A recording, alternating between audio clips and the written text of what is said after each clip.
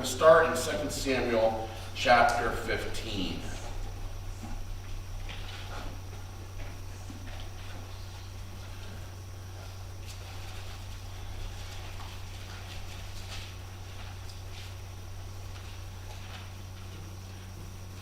I know you guys don't necessarily see it the way I do in that, but it's just, I feel like whenever you are teaching from the Bible, especially in this sort of setting, okay, I feel like, it just feels wrong that my hands look so dirty, and for anybody who's ever worked with anti-seize, once you get down to your fingers, it's many times washing your hands before it gets off. But of course, the funny thing about it is, you never think to put rubber gloves on until after your hands are dirty and covered in stuff. It was that way the other day when I was working on Cassie's car, and this afternoon too. I go over to my car, open up a drawer to grab a tool, and there's a box of gloves. I'm like, God dang it. So now I look down, every time I look down, I'm seeing these dirty fingers. Okay, 2 Samuel chapter 15, like I said, is where we're going to begin. The last thing that we looked at in chapter 15 was David forgiving Absalom for what Absalom had done. You would think that Absalom, would say, would be grateful for it. Would be grateful for that. I mean, that's what he had asked. Remember, his question to his father, his question to King David was, why did you even let me come back here if you wouldn't even let me see you? I would have just been better off staying where I was before. No matter how it came about, why did you even allow me or bring me back? And so you would think after this, David has forgiven Absalom of this, and but as we are going to see tonight, that it didn't take too awful long for Absalom to start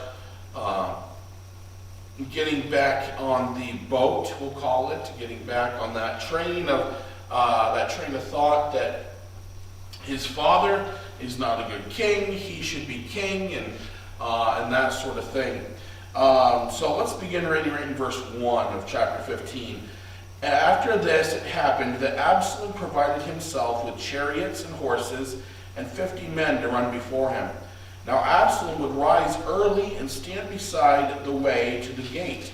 So it was whenever anyone who had a lawsuit came to the king for a decision, that Absalom would call to him and say, "What city are you from?" He would say, "Your servant is from such and such a tribe of Israel." Then Absalom would say to him, "Look, your case is good and right, but there is no deputy of the king to hear you." Moreover, Absalom would say, "Oh, that I were made judge in the land, and everyone who has any suit or cause would come to me.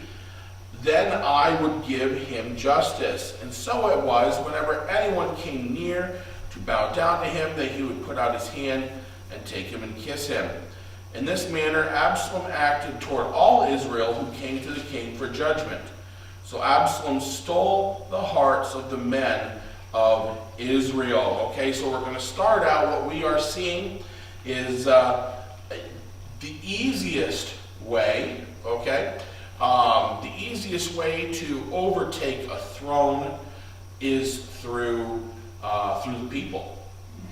Yeah. Get the people on your side, and it's going to be easy to take over the throne, even if it takes a little while. So that's the way that Absalom starts. Okay, so they had there was a certain gate to the palace, to the area there around the palace, that people would come to for legal advice. That's what we'll call it. Okay, whether it be they were actually looking for the king to make a judgment or just getting advice on how to deal with something, okay? Any sort of legal sort of stuff, that is what they brought. That's what you would bring to this certain gate.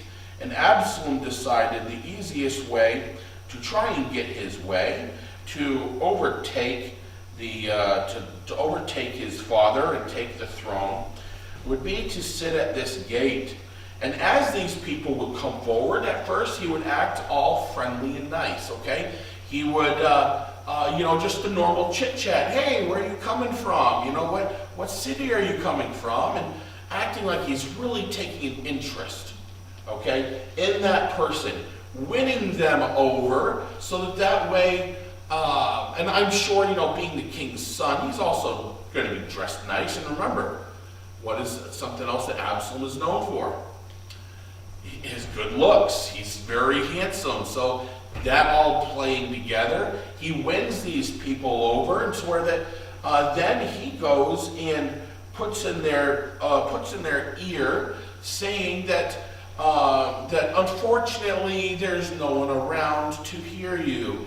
Oh, but you know what? If I was the one in charge, that's not the way things would be.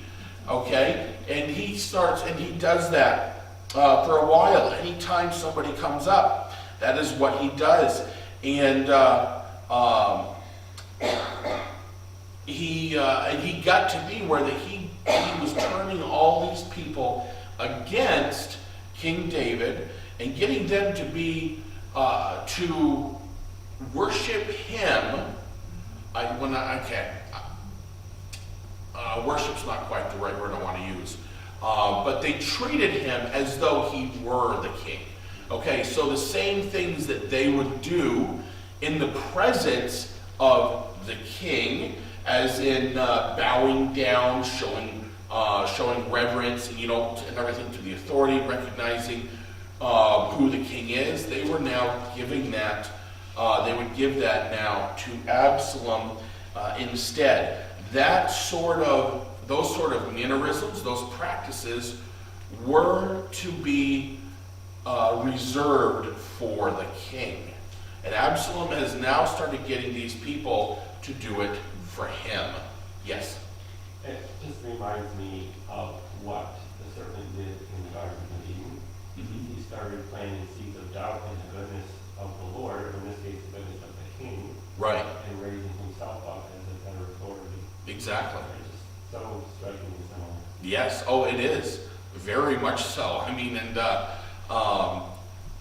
once in the Garden of Eden, when afterwards, when God, how can I put it? God dishes out the punishments. I mean, and then you look at, we're not going to get there tonight. It will be next week. We'll see what happens to Absalom. But I mean, it's also another striking resemblance, in many ways, with Absalom, and then what happened to the serpent or Satan and that such. Okay, and there is a lot of similarities. Yes, there absolutely is. And it's amazing how we can see that, whether it's ones like that, or we see pictures of what would be since we're in the Old Testament, the upcoming, you see prophecies and just wait,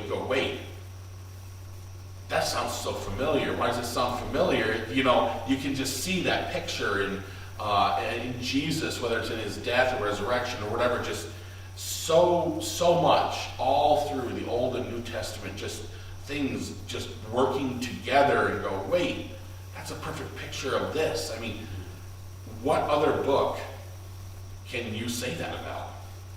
I mean, and especially, okay, not just any other book, but if you could come up with another book, let me guess, that book's written by one person. This is not written, penned, I'll put it that way, by one person at one time, okay? It was put together by multiple authors over many, many years, okay? So it's just an incredible book. We can go on and on with that, but anyway, yeah, thank you for bringing that up, Mark, and pointing that out. Yes, it's a great that really is a good picture of what what the serpent did. Yeah, just sowing those seeds of doubt. And that's the way it usually starts with a lot when it comes to a lot of sin, when it comes to even Christians who say fall by the side. How does it start? Satan has somehow sowed some little seed of doubt. He knows that he can't get you. That you are, God's. So he's already lost you. However, but that is then, as soon as you accept Christ into your heart, it is then Satan's main focus for the rest of your life to try and drive wedges between you and God. Try to keep that growth to a minimum. Okay, and we just need to really stay on top of having that desire and constantly seeking God. When you have something come up in your life, don't be focused on it. Instead of focus on God. But anyways, wow, I think tonight's going to be a rabbit trail night. It's not always a bad thing, though. So back to our text tonight, 2 Samuel 15. So here we have him. He's getting the people turning to him. And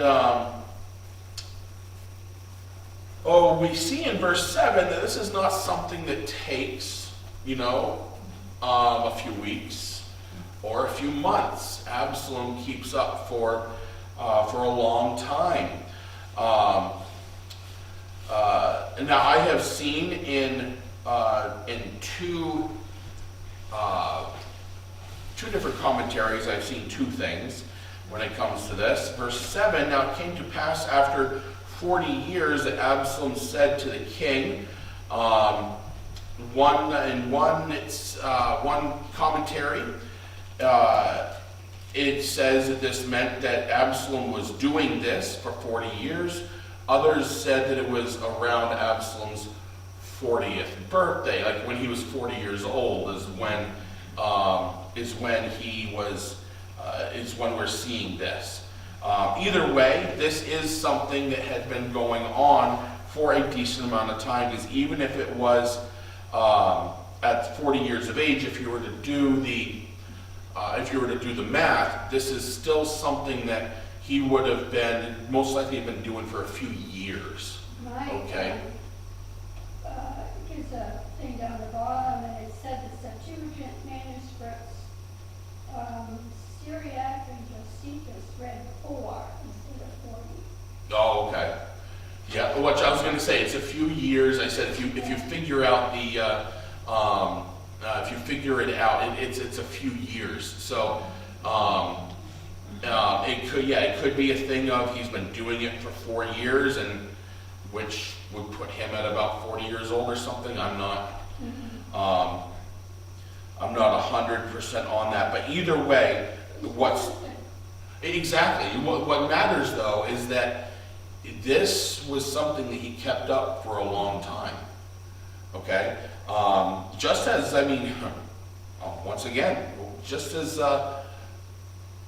one thing about Satan too. What is he? He's a deceiver. He's persistent. He's also very patient when he has to be to get his way. Okay, many times he comes as that little thing, because he knows eventually, okay, what might be able to happen to get his way. So it's now we see in verse 7, Absalom has gone to King David, and he said, "Please let me go to Hebron and pay the vow which I made to the Lord. For your servant took a vow while I dwelt at Geshur in Syria, saying, if the Lord indeed brings me back to Jerusalem, then I will serve the Lord." And the king said to him, "Go in peace." So he arose and went to Hebron. Okay? Let me tell you something. That was a flat out, blatant lie. Okay? He was not by any means planning on going to Hebron to worship. There was absolutely no truth in that. In fact, as you see, once you get going through the next few verses, he goes and he starts getting some of these people that he's gotten over onto his side. Okay, he sends them out as spies through all the land, and all the area that David's throne, I'll put it that way, controls and is over.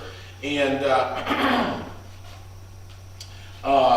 but the thing is, and you'll notice in verse 11, and with Absalom went 200 men invited from Jerusalem, and they went along innocently and did not know anything. Okay? Absalom with some of these people, okay, so he's taken those ones that he knew he already had were diehard, okay, and sent them out more as the spies. They knew what they were doing. They were to report back, okay? However, in this case, Absalom with these 200 men, you notice it says that they went along innocently, did not know anything. They did not know the cause that they were following. They were blindly following. Okay? Now, this does not mean that they weren't doing wrong. Okay? It just, they were, unfortunately, we see that so much in our country today even, putting labels so much, okay? I'm not going to get deep into any of it, but okay, labels so much on politics, for example. If somebody, say calls themselves a Democrat, or somebody calls themselves a Republican, or whatever, so many will follow that blindly. They don't care what that person may actually stand for, because they have that label. They'll just blindly follow. And you can see how our country is right now, and how that really, or what happens with that. As we get further into chapter 15, let's see. Right in verse 13. Now a messenger came to David, saying, "The hearts of the men of Israel are with Absalom." So David said to all his servants who were with him at Jerusalem, "Arise, let us flee, or we shall not escape from Absalom. Make haste to depart, lest he overtake us suddenly and bring disaster upon us, and strike the city with the edge of the sword." And the king's servants said to the king, "We are your servants, ready to do whatever my lord the king commands." Then the king went out with all his household after him. But the king left 10 women, concubines, to keep the house. Let's see, and the king went out with all the people after him and stopped at the outskirts. So here you have someone, and every king, not just king, pretty much everyone in power, okay? I think I could guarantee you, even if they were to deny it, that even the presidents of the United States has what you might call, well, I'll use the term internal spies, okay? Just to that sort of reports back, not just what, so obviously we know we can't rely on what we see on the news on TV, okay? Report back what they actually see, what they see firsthand, what they hear firsthand, and give a report of what's going on in the country or the kingdom, okay? And although that's no different with King David. One of these messengers comes back. He has seen this movement, with his own eyes, okay? He has seen it, and has seen that it's not just a not just a little bit of a fad. It's not something where Absalom, has just gotten a few people together, or even just that the 200. I mean, the 200 would be nothing compared to David's army. Okay, so this messenger has seen, no, the hearts of the men of Israel with Absalom. It's saying the majority of the kingdom, Absalom has turned against David. So he brings this back to King David and tells him, and David says, we can't stay here. It would be foolish to stay here, okay? There is, we wouldn't be overcome. It would not be just me, it would be the whole household, my soldiers, servants, all of you who are faithful to me. We would all be overtaken. We would be killed. Okay, it says, strike the city with the edge of the sword. So it is at this point that David, it's not listed here, but it's not said here. Okay, so I think it may not be something he voiced, but something that in this time is sort of an unspoken question, you could say, that he presented as, who will go with me? I have to flee. Who are faithful to me? Who's faithful to me? That's, faithful to would be God's chosen. And you notice on verse 15, the king's servant said, we are your servants, ready to do whatever my lord, the king, commands. Then the king went out with all of his household after him. Okay, so everyone there, all of those in the palace who served David, who knew David on a more of a real personal level, you could say, okay? Every single one of them were with him, and they left with him. Now, David did decide to leave behind 10 of his concubines. It says to keep the house. And now this is a ploy to try and trick Absalom. Okay, I mean, that being the case, you got to sort of think of, well, wait a second, I mean, shows he couldn't have loved those concubines very much, because why couldn't he just left some of his servants behind instead? Because keeping the house means basically making it still from the outside look like they're still living there. Okay? So making sure that the lights are on during the day, and around bedtime they get shut off, things like that. There's somebody taking the dog out for a walk. It looks like, okay, it makes it look like everything is normal, okay? It says that after he did this, okay, they went out. They did not totally leave the country, okay? They started first by just going to the outskirts. David did not want to totally abandon the city right away, okay? He wanted to get a little bit out of harm's way to then basically see for himself and find out, is this really true? Because you think, here he's probably thinking over these past few years, depending on how long it had been, I finally overcame it. I forgave Absalom, and now Absalom has done this to me. I'm sure he's probably feeling, torn. Do I really want to believe this of him? Would he really do this to me?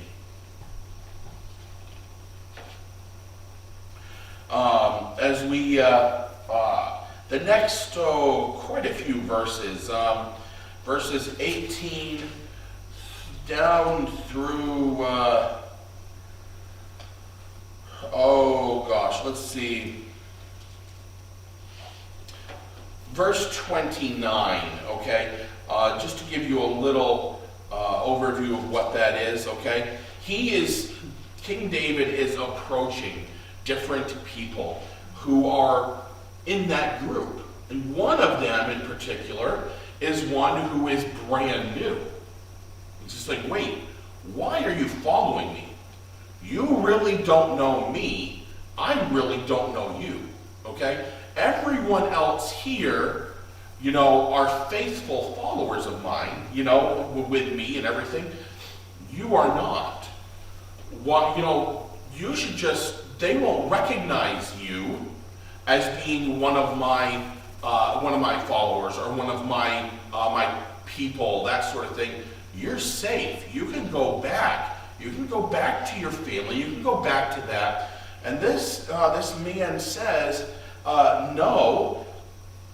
And in fact, it's verse 21. He says, surely in whatever place my Lord the King shall be, whether in death or life, even there also your servant will be. Okay? This man has truly devoted himself. Okay? Even though King David uses the term, you've been with me for one day. Okay? Whether that's a literal day or that just means a very short time, that really doesn't matter. And he's saying, look, I'm in this for the long haul. He's saying, I recognize that you are God's placed authority. Okay? So you are the one I'm going to follow. Essentially what this guy is saying is he's where he uses the term whether in death or life. He's just like, I understand you are it. Absalom is not it. Okay? No one else is it.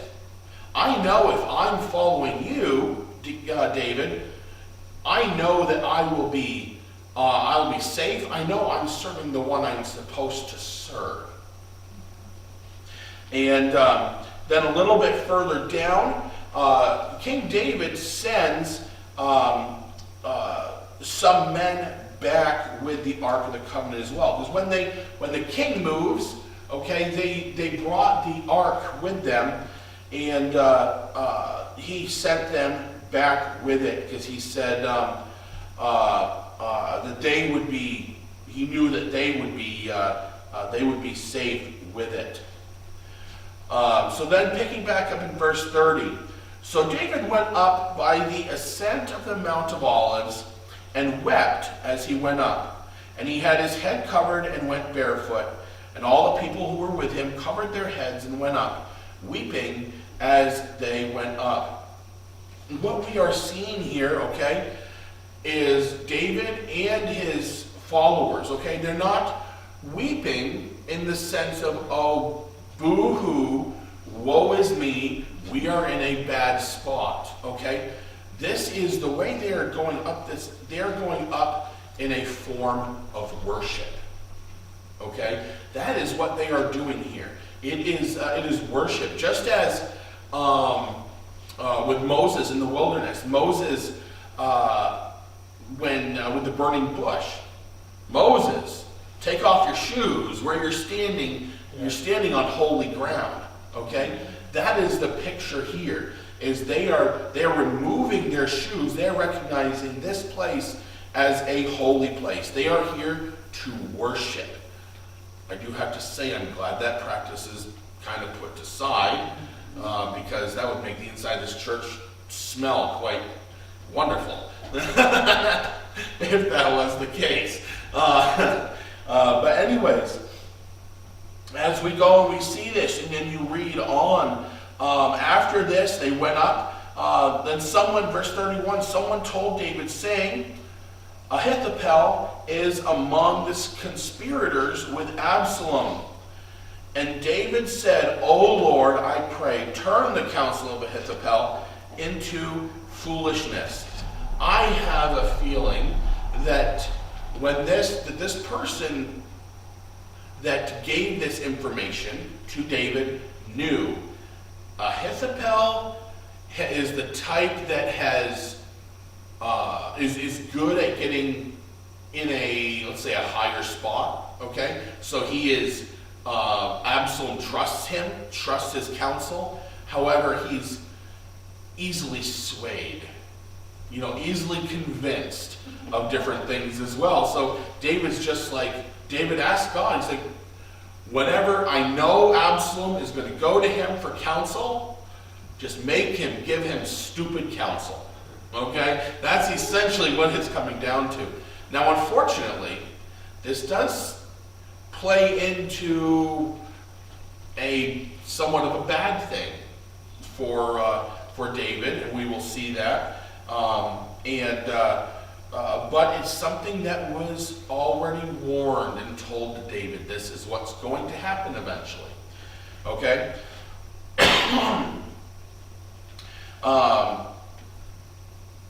So then it continues on. So when this is brought to David is when they are still on that worshiping hike, I'll call it, okay, of Mount of Olives. It says, now it happened in verse 32 when David had come to the top of the mountain where he worshipped God. There was Hushai the Archite coming to meet him with his robe torn and dust on his head. David said to him, if you go on with me, then you will become a burden to me. But if you return to the city and say to Absalom, I will be your servant, O king, as I was your father's servant previously, so I will now also be your servant. Then you may defeat the counsel of Ahithophel for me. And do you not have Zadok and Abiathar the priest with you there? Therefore will be that whatever you hear from the king's house, you shall tell to these two men, the priests. Indeed, they had there with them their two sons, Ahimaaz, Zadok's son, and Jonathan, Abiathar's son. And you shall send me, and he said, you use them as your messengers, okay? Bring this back to me. David is saying, look, I trust you. Now, when David says, you'll be a burden to me if you stay with me, this is not the type of burden what we're thinking. Like, this guy is just going to be a pain in the butt. You know, this guy, all he does is whines or whatever. What he's saying is, you being here, you're not useful to me. I know the type of man that you are. I know that you can succeed in this. You know, if you truly are the man that I think you are, it would be best for you to do this. You to go back to Absalom and say, I will serve you as the new king, just as I used to serve the old, your father, the old king, okay? This was very common of when there was new successors to come in, that those higher people in the courts and in the palace and everything would do that. They would approach the new king in power and say, I will serve you just as I served the last one, you know. So that's a very common thing to happen. And he says, when you go there, you know, these two priests that are there, they are to be trusted. These are the two that I sent back with the ark, okay? And they have two sons, okay? They each have a son. He has them as messengers, okay? And then I need you to work your magic, okay? And help to sway that other odd-named guy. Ahithophel. Ahithophel. Sounds like I have a lisp. And you know, you can help to make it, to sway it, to essentially tear down Absalom, you know, in the sense to pull him down where the people would stop following him and see how foolish it was to follow Absalom. Okay? So then what we do is we get in, so that's what happens, okay? Is Hushai, whatever, goes into the city and everything to do what David had said. In verse 16, we are the first 19 verses, okay, is back and forth between different conspirators and such, people trying to trying to take down. I mean, at one point, let's see, when verse 5, now when King David came to Bahurim, there was a man from the family of the house of Saul, whose name was Shimei, the son of Gera. Coming out there, he came out, cursing continuously as he came, and he threw stones at David, and at all the servants of King David, and all the people, and all the mighty men were on his right hand, on his left. David runs into a guy who is obviously extremely against King David, okay? Nothing but curses, it says, coming out of his mouth, literally throwing rocks at David and his family and men with him. And further on down, David actually says to him, "What have I done to you for you to do this?" I mean, he just, but this guy was just totally against David. Okay, remember how I said blindly following? I mean, we're seeing that so much in our country now. They're just so against, so many people are just so against, they're on this side, they're just so against this side, they don't care. It's like no caring of the facts. They just hate. This is just, we are seeing that here too. You notice, the hearts of men really don't change. Old Testament to today. I mean, when it comes to this sort of thing. Now, there were some times that David and his men were able to find safe havens and shelters. Verse 14, now the king and all the people were with him became weary, so they refreshed themselves there, okay? So they are able to find places to, safe havens, safe places, at least for a short period. Now, the advice of Ahithophel, starting in verse 15. Actually, let's skip down to verse 20, okay? That'll really give us, show you exactly what he's saying here. Verse 20, then Absalom said to Ahithophel, "Give advice as to what we should do." And Ahithophel said to Absalom, okay, this is his great advice here. "Go into your father's concubines, whom he has left to keep the house, and all Israel will hear that you are abhorred by your father. Then the hands of all who are with you will be strong." So they pitched a tent for Absalom on the top of the house, and Absalom went into his father's concubines in the sight of all Israel. Now the advice of Ahithophel, which he gave in those days, was as if one had inquired at the oracle of God. So was all the advice of Ahithophel, both with David and with Absalom. Okay? He says, you know what? Go in and lay with, okay? That's what he's saying. Lay with your father's concubines, okay? But don't just do it in private. Do it where everyone can see. Now listen to this, though. Remember how I said, wait a second. David asking God, make him give something that just sounds foolish, like stupid advice. And it's kind of coming back, almost to bite him, you could say. Let's go back to chapter 12, okay? 2 Samuel chapter 12. This is after David and Bathsheba, okay? And the prophet Nathan, Nathan comes by, and he is the one that gives a parable and then reveals, once David has made his judgment on it, that this is you, David, okay? Verse 11. "Thus says the Lord, behold, I will raise up adversity against you from your own house." Absalom is his son. Adversity sends one against him. "And I will take your wives before your eyes and give them to your neighbor, and he shall lie with your wives in the sight of this son." The advice that Ahithophel gave was what Nathan had said would happen coming to fruition. Okay?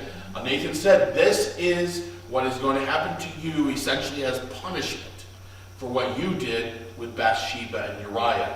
Okay? And, I mean, it's coming plain black and white right there. We can see it.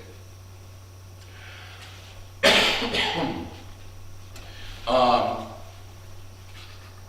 let's see. Let's see if we can get through real quick. Chapter 17.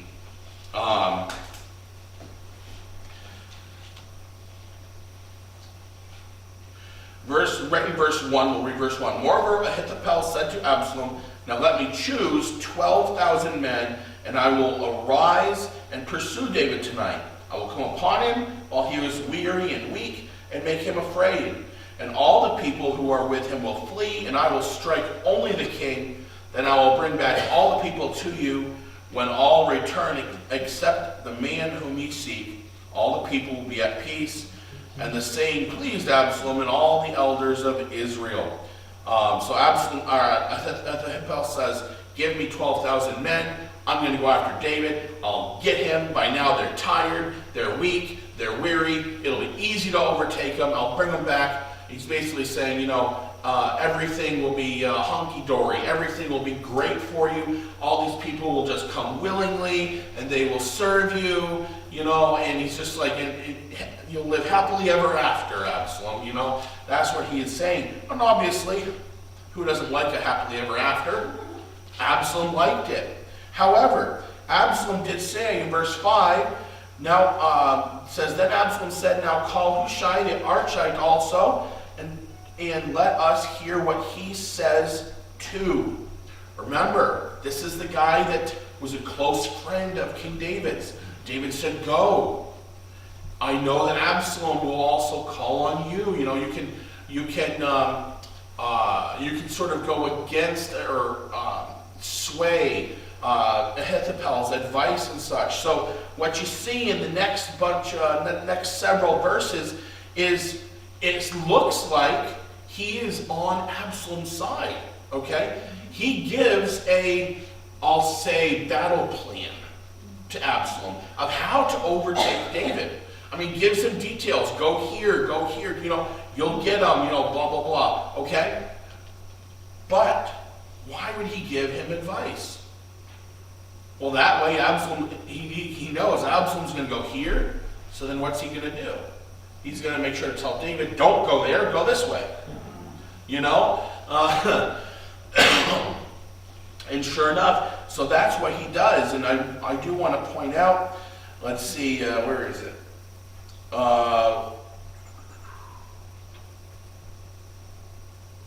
Verse 16. So, which chapter? We're in chapter 17 now. Okay. Yep. So in verse 16, the messengers, whatever, he's sending out the two sons of the priests to tell David this. He says, now therefore send quickly and tell David, saying, do not spend this night in the plains of the wilderness, but speedily cross over, lest the king and all the people who are with him be swallowed up. Okay? So these two young men now are taking off with this message for King David, saying, don't stay there. You may seem like it's a good, remember the last time we looked at them, they were saying they were resting. They were in a place where they seemed like they were safe. And he's saying, don't stay there. Get up, get going, because Absalom is coming. Okay? So these men go up. Now, obviously, they don't want to be seen. It says there in verse 17, now Jonathan and Ahimaaz stayed at Enrogel, for they dared not to be seen coming into the city. So a female servant would come and tell them, and they would go and tell King David. So they would have a female servant let them know when it was safe to slip out of the city. Nevertheless, a lad saw them and told Absalom. But both of them went away quickly and came to a man's house in Bahurim, who had a well in his court, and they went down into it. Then the woman took and spread a covering over the well's mouth, and spread ground grain on it, and the thing was not known. And when Absalom's servants came to the woman at the house, they said, where are Ahimaaz and Jonathan? So the woman said to them, they have gone over the water brook. And when they had searched and could not find them, they returned to Jerusalem. Okay, so they come to this house that has a well right in its own courtyard. Okay, the woman of the house, they hid in it. The woman of the house, you notice how many times in in the Bible, we see that God uses a woman to protect some of his servants when it's needed. What does she do? She sees this, okay, wait, this is right in the middle of the courtyard. Yeah, it seems like a great hiding spot, but at the same time, it's one of those hiding spots that will get checked, So what does she do? She gets a big old piece of plywood, sets it down over the wellhead, and pours tons of ground grain, making it look like they're getting the grain ready to be bagged up or whatever. So it's a working spot. Makes it look like there's not a well there. Okay, that's what she's doing. So they came and they asked. No, they've gone. They've already. Yeah, they were here. They stopped in, but they've gone already. In fact, they've already crossed over the brook. They're gone. They've got a good head start on you, is what they're saying. It says they searched, couldn't find them, so they just went back to Jerusalem. And what we see is these two men go and make it to David and give David that plan to flee and get out. Ahithophel, however, saw that his advice was not taken the way it should have been. Okay, meaning instead of constantly pursuing, when this woman said, "Oh, they've already got a good head start on you," that's what she was saying by they've already gone over the brook. They're a long ways away. Those men gave up. Instead of pursuing, they gave up. So then Ahithophel decides, best thing for me to do is commit suicide. Verse 23. Now when Ahithophel saw that his advice was not followed, he saddled a donkey and arose and went home to his house, to his city. Then he put his household in order and hanged himself and died.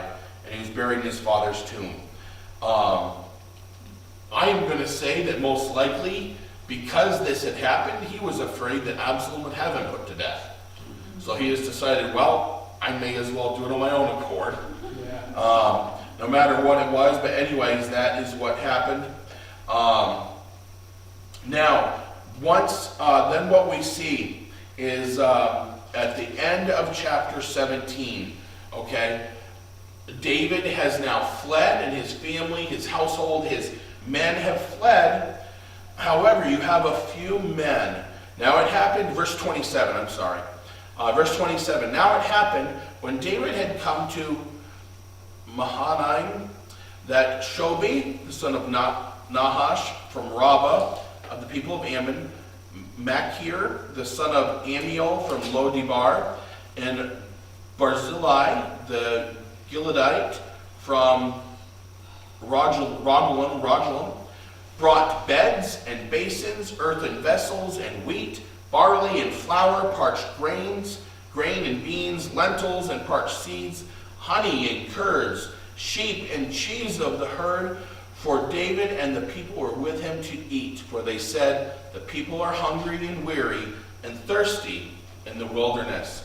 I mean, this is another great picture of, God's provision.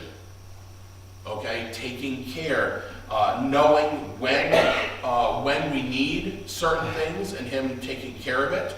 Because see, as far as from what we can tell by reading it, these are three random, I shouldn't say random. It says exactly who they are, okay? But this is not something where David sent away for them, saying, okay, I know we're near these guys, have them come and help us out, okay?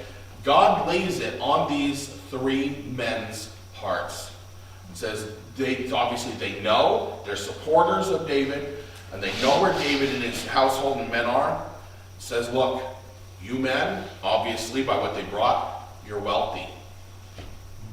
You need to go take care of them.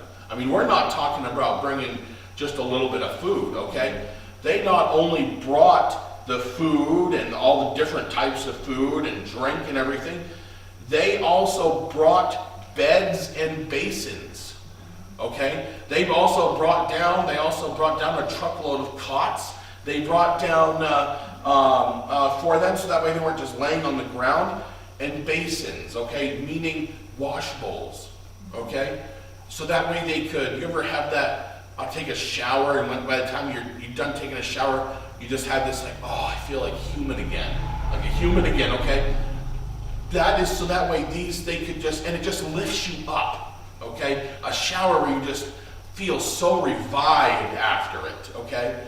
That is what they're doing. They're not just, it's not just a way of them helping David and his men and his household to fill their bellies. It's to also help encourage them and lift them up as well. That yes, God is still here. God is still on your side. You may be in what seems like a dark place. That doesn't mean that God has left you, though. God is still right there taking care of you. Okay, so we are going to finish there tonight, and next week we will see the demise of Absalom. Okay, Heavenly Father, Lord, I thank you for your word, and Lord, I thank you for all the promises we have, Lord. The promise of that you will always be there for us, you will always take care of us, and Lord, as I have even experienced personally, Lord, your provision, providing before we even know that it's that we may need it. Lord, I just thank you so much for that and for your love. And Lord, I just ask your blessing on these people tonight, and Lord, for the Bible studies and prayer meetings this week, and any other get-together, the men's breakfast this Saturday. Lord, I just pray that you would just bless it all in Jesus' name. Amen. Amen.